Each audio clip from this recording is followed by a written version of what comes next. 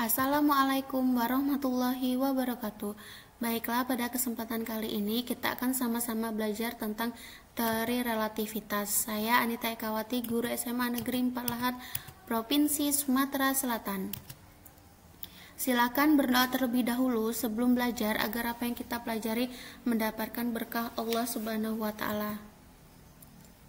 Materi pokok yang akan dipelajari di sini yaitu tentang transformasi Galileo, percobaan Michelson-Morley, kontraksi panjang, dilatasi waktu, postulat Einstein, transformasi Lorentz, dan energi benda diam hingga ke bergerak. Transformasi Galileo. Transformasi Galileo berkaitan dengan penggunaan kerangka acuan terhadap benda yang diam atau yang bergerak. Hubungan antar koordinat pada transformasi Galileo itu x-aksen sama dengan x min vt, y-aksen sama dengan y, dan z-aksen sama dengan z.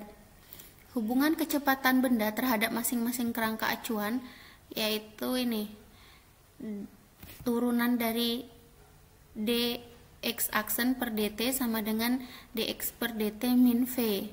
Jadi u aksen x sama dengan ux min v. U aksen y sama dengan dy aksen per dt sama dengan dy per dt sama dengan uy.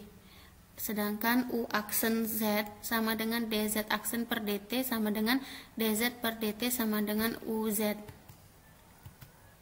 Nah, hubungan percepatan benda terhadap masing-masing kerangka acuan. Jadi intinya a aksen x sama dengan a aksen y sama dengan ay, a aksen z sama dengan az.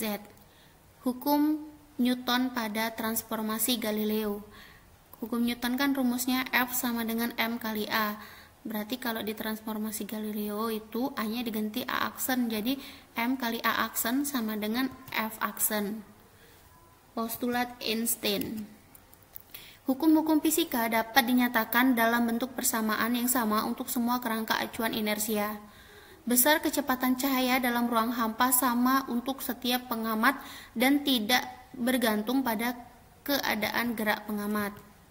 Menurut teori relativitas khusus, kecepatan cahaya untuk semua pengamat yaitu Ux sama dengan U aksen X sama dengan C. Untuk kasus yang lebih umum, persamaan yang menyatakan hubungan kecepatan cahaya atau benda menurut teori relativitas khusus adalah sebagai berikut. Ux sama dengan U aksen X ditambah V per 1 plus U aksen X dikali V dibagi dengan percobaan Michelson-Morley. Percobaan Michelson-Morley dirancang untuk mengukur gerak absolut bumi melalui suatu zat hipotesis yang sebelumnya disebut ether yang dianggap sebagai pembawa gelombang cahaya. Michelson dan Morley menggunakan alat yang disebut interferometer, yaitu alat yang memanfaatkan fenomena interferensi cahaya untuk mengukur panjang gelombang cahaya dengan ketelitian yang sangat tinggi.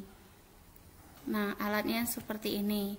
Percobaan Michelson-Morley membuktikan bahwa hipotesis ether tidak benar.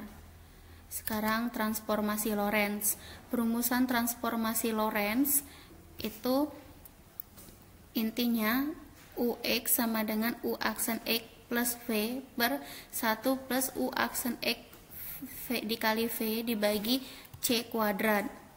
Sekarang kontraksi panjang, dilatasi waktu, dan massa bergerak.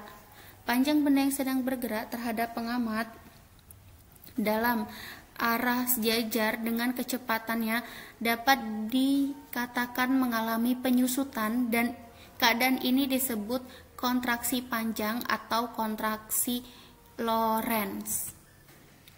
Rumusnya L sama dengan L0 akar 1 min V kuadrat per C kuadrat, di mana L adalah panjang benda yang sedang bergerak, L0 adalah panjang benda dalam keadaan diam, V adalah kecepatan relatif pengamat bergerak, S aksen, sedangkan pengamat diam adalah S, C adalah kecepatan cahaya.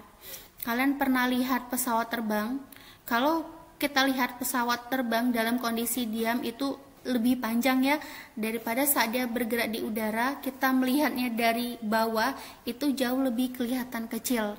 Nah, ini yang menjelaskan tentang panjang benda yang bergerak terhadap pengamat dalam arah jajar dengan kecepatan dapat mengalami penyusutan. Kelihatannya kecil, padahal sebenarnya kalau dia pesawat terbang, kalau lagi nggak terbang, dia di landasan kayak gitu, itu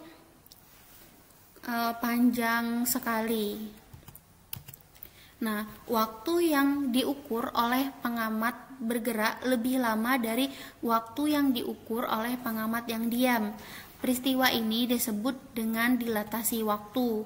Rumusnya T sama dengan T0 per akar 1 min V kuadrat per C kuadrat. 1 per akar 1 min V kuadrat per C kuadrat itu disimbolkan dengan gamma. Dalam teori relativitas Einstein, massa benda yang diam dan massa benda yang bergerak itu tidak sama.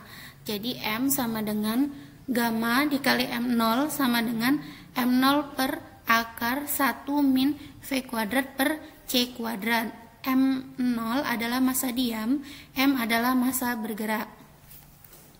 Energi benda diam dan bergerak.